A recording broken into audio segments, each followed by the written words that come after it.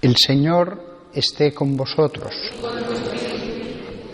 Lectura del Santo Evangelio según San Mateo. En aquel tiempo llegó Jesús a la región de Cesarea de Felipe y preguntaba a sus discípulos: ¿quién dice la gente que es el Hijo del Hombre?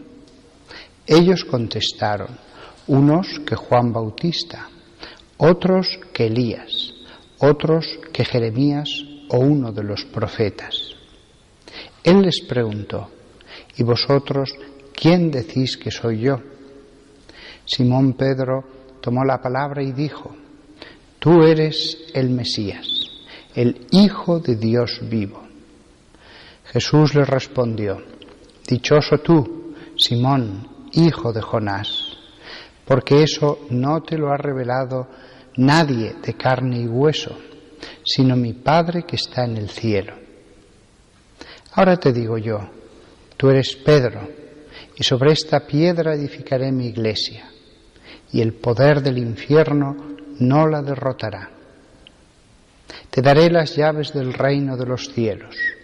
Lo que ates en la tierra quedará atado en el cielo, y lo que desates en la tierra quedará desatado en el cielo.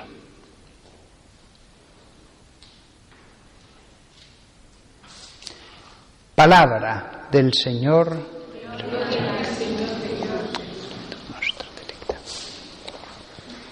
Hoy celebramos la solemnidad de los santos Pedro y Pablo, dos de las grandes columnas de la Iglesia. En la plaza de San Pedro, allí están, lo mismo que en el antiguo templo de Jerusalén, justo a la entrada del santuario había dos columnas de bronce, así lo dispuso Dios.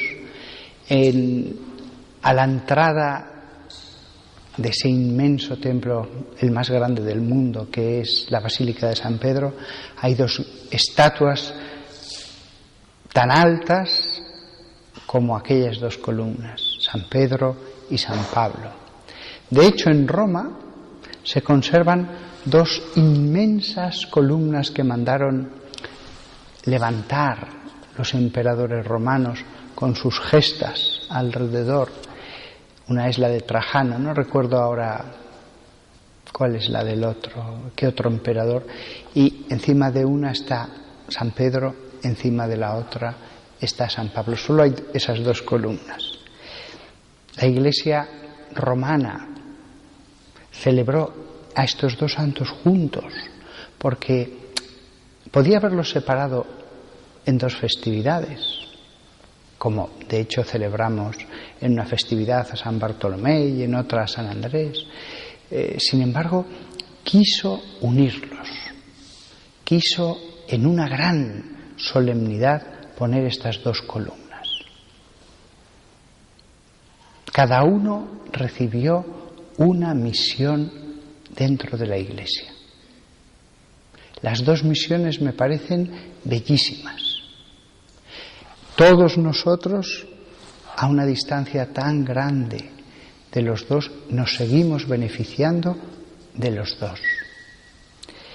Pedro escuchó de la boca de nuestro Redentor: tú eres Pedro, y sobre esta piedra edificaré mi iglesia. Pero también Pablo, podríamos decir, que podría haber escuchado: tú eres Pablo, y sobre esta piedra que eres tú edificaré mi doctrina teológica. Sobre ti edificaré una construcción que, aunque no se pueda ver, porque es de teología, es el conocimiento que va a custodiar la Santa Iglesia. Un conocimiento sagrado. Otros se envanecen de su conocimiento acerca de la física o de la astronomía o de la biología. La Iglesia tiene un conocimiento sagrado, el conocimiento sagrado de las cosas celestiales. Dios, el cielo, la gracia, la santificación, las virtudes, los sacramentos, todo eso lo encontramos en esa columna que es San Pablo. No quiso solo dejarlo en sus manos, también encontramos cartas de Juan, cartas de Pedro, una de San Judas, etc. Pero San Pablo ciertamente es una columna. San Pablo también es una piedra sobre la que se edifica esta otra construcción. El conocimiento sagrado. La Iglesia como la custodio de esta ciencia de Dios. Es cierto que la mayor parte de las personas que son evangelizadas solo saben lo esencial, sea en continentes lejanos o sea incluso en lo que antes era la cristiandad. La mayor parte solo sabe lo esencial, pero la Iglesia sí que sabe mucho más. La Iglesia ha escuchado esa puerta del cielo que fue San Pablo. Aquí se habla de las puertas del infierno. San Pablo era una puerta del cielo, por la que salió un agua pura, perfecta, libre de error, para conocer lo que Jesús hubiera querido explicarnos largamente, hubiera querido explicarles a los apóstoles larguísimamente, durante años como profesor, pero pensó, no, que se dediquen a evangelizar, yo les explico lo esencial e incluso mucho más de los misterios de Dios, pero después otro va a ser el apóstol de los sucesores de los apóstoles. No de los apóstoles, porque cada uno se fue en una dirección y a ellos ya no les llegaron las cartas de San Pablo. A San Pedro sí, porque vivía en Roma. E incluso antes de ir a Roma le llegaron cartas. Quizás a San Juan también. Había más comunicación con la parte en donde estaba San Juan. Pero el resto no. Probablemente, quizás a alguno le llegó alguna, San Andrés en Alejandría, pero el resto no. San Pablo recibió el encargo de ser el apóstol de los sucesores de los apóstoles. ¡Qué preciosa vocación! Otros en nuestra época reciben la llamada para irse a Asia a predicar a paganos, a gente que no ha conocido nada del cristianismo, lo esencial, el querigma, la esencia del Evangelio. Ellos predican eso. Y sin embargo, un hombre, Pablo, recibe el encargo de predicar a los sucesores de los apóstoles, arzobispos, cardenales, obispos que ordenarán a otros obispos. Y ni siquiera ellos normalmente conocen en toda su profundidad la ciencia de Pablo.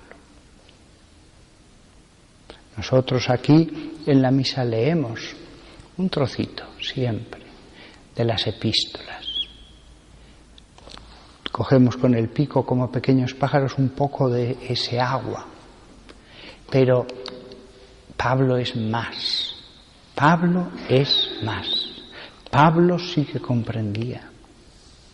Pablo sí que comprendía y por eso reflexiona sobre la teología alrededor del Evangelio.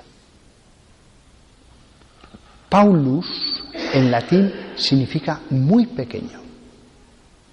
Fijaos, Dios escogió no al pequeño, sino al muy pequeño.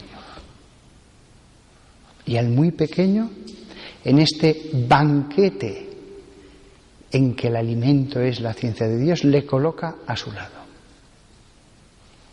Sube más arriba, como en la parábola.